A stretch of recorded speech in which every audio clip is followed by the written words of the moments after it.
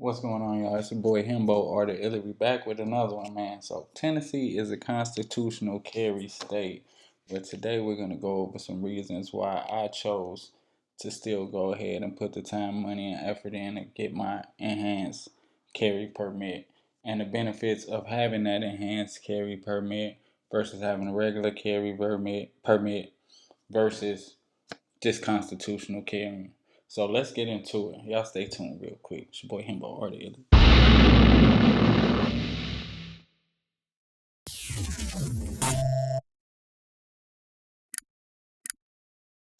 Alright, so constitutional carry isn't the same as permit carry. Tennessee allows permitless carries for some eligible adults, but permitless carry still has its limitations. Some places and situations still favor people that have a permit, and in my case, they are very favorable towards the people with an enhanced carry permit here in this state. Let's think of it like this: constitutional carry gives you freedom, but permits give you flexibility. Here in Tennessee, they have two different type of permits. They have the enhanced carry permit, which is the one that I have, and they have just a concealed permit. And then, as we already mentioned, they have constitutional carry or permitless carry. So let's break down the difference between the enhanced carry and the carry permit. So with the enhanced carry permit, you're allowed to open carry or conceal carry. Me personally, I really wouldn't see myself open carrying unless it's really like going down outside. SHTF then already happened and it's complete anarchy. Other than that, like, to each his own, but like I feel like you shouldn't be open carrying unless you're getting paid to open carry. But I digress. Some other benefits from having the enhanced carry permit are there are more training requirements, so you have to put a little more effort into obtaining one. Uh, there's greater reciprocity with other states. There's a couple more states that allow the reciprocity outside of having just the regular carry permit. And it allows you to carry in additional locations. Some locations, like state parks, where just having a regular carry permit or constitutionally carrying is not allowed. So that's one of the benefits of why I chose to have my enhanced carry permit. Now, with the concealed carry permit, you can conceal carry only. It's easier and cheaper to obtain. There's less training required, but there are more restrictions, like we already mentioned. So the enhanced carry permit is just like your it's like the full access pass. You know what I mean? I guess that's how I would describe it. You have your constitutional carry or permitless carry, which allows you to have a firearm, a concealed carry a firearm if you're eligible.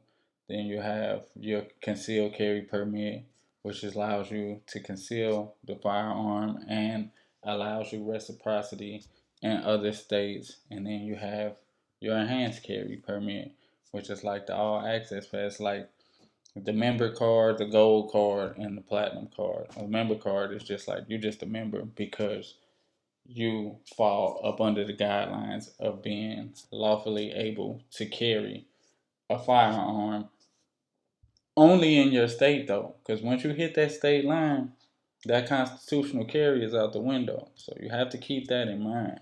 That's why I say go get, if you're not going to get the enhanced carry, like at least go get a carry permit if your state has them, because most states that have permits, they do carry on into other states. In my case, I'm all the way. I'm always going up and down I-65 north and south, or I-75 and 24. So the states I usually frequent. I live here in Tennessee.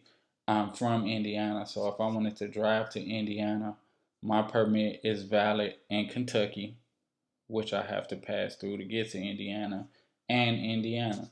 Or if I'm going south, I have family in Georgia. That's where my father was laid to rest at.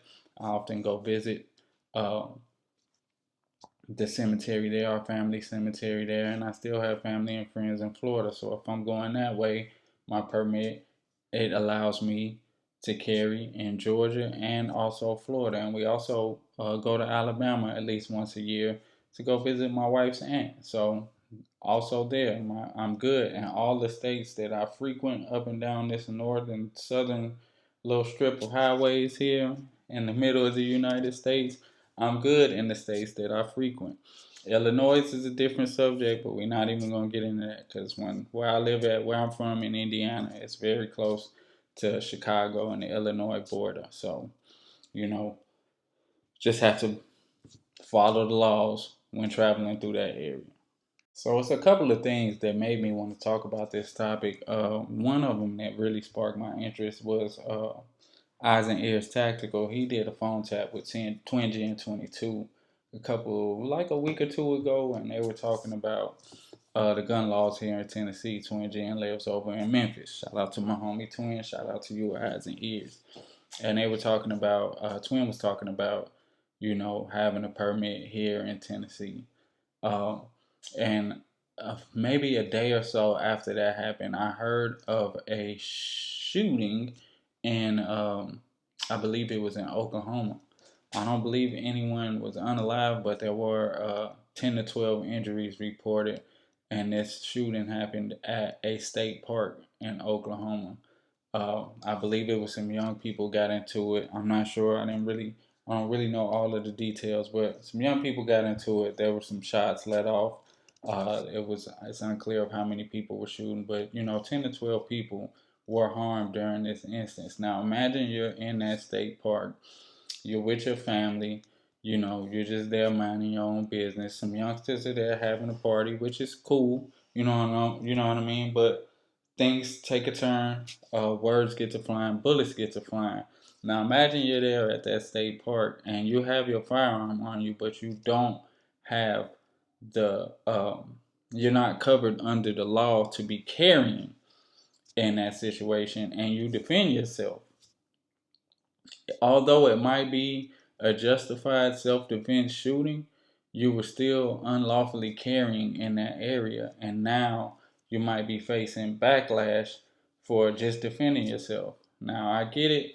You rather, everybody has their own thought process when it comes into restricted areas for firearms. I would say do as you will. Me personally, I want to avoid all gray area.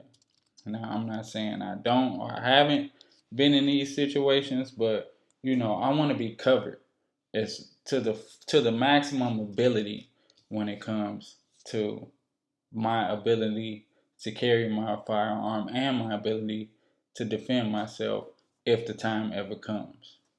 A thing that's often overlooked with the enhanced carry permit, in my eyes, is the training that comes with it. It's a little more advanced. I'm not saying it's the most difficult thing in the world, but let's say you get into a self defense situation and you have obtained your enhanced carry permit. If they allow them in your state, then the court should know that you went through the maximum amount of training needed in order to lawfully carry your weapon.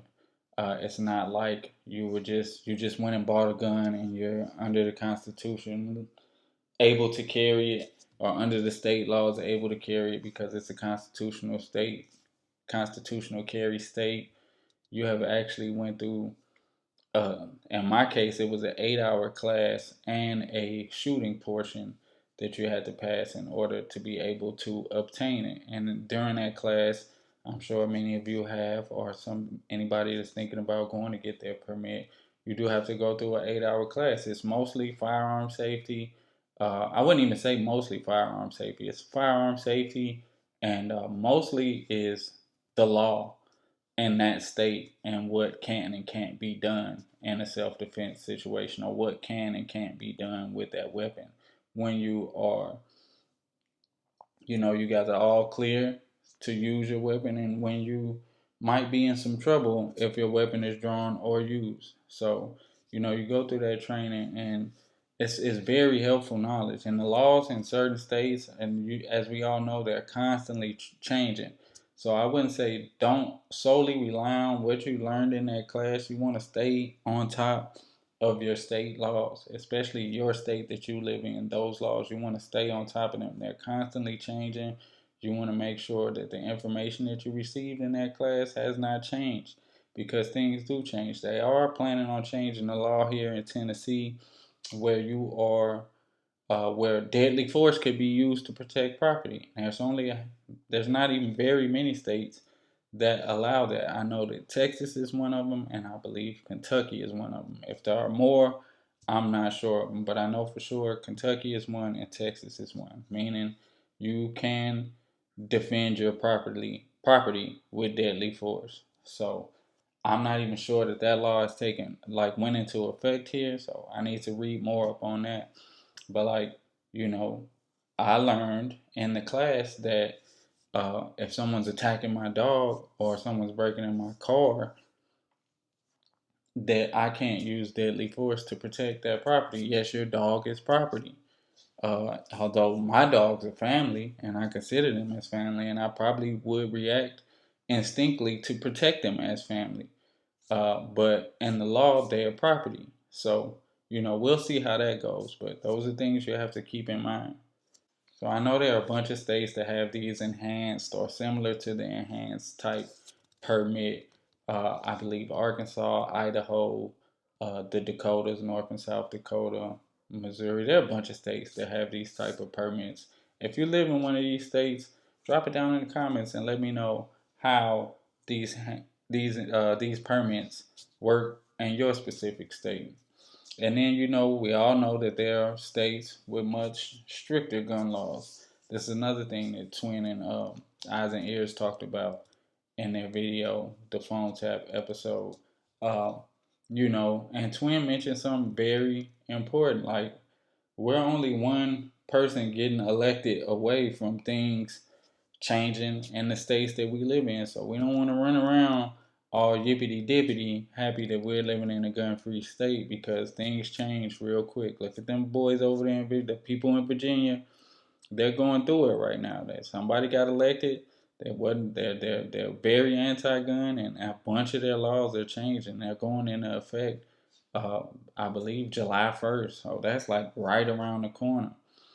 And that sucks, man, because I really met some dope individuals, two-way friendly guys from Virginia. A couple of the homies. You got 762 Mike Rivera, Mike RVA. You got I don't know why I always want to say Rivera when I see that RVA, but you got 762 Mike. You got the homie STO Tactical.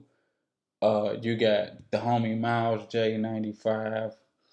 Couch Potato, uh, another young cat I just started, I just subscribed to recently, Mr. 357. I might say your name wrong, but 357, buddy with the 357 Sig Glock. You know what I'm talking about, bro. I really enjoy your content. But these guys, man, they're all getting ready to get hit with a bunch of strict restrictions in the state of Virginia, which not even 10 years ago was considered a gun-free state.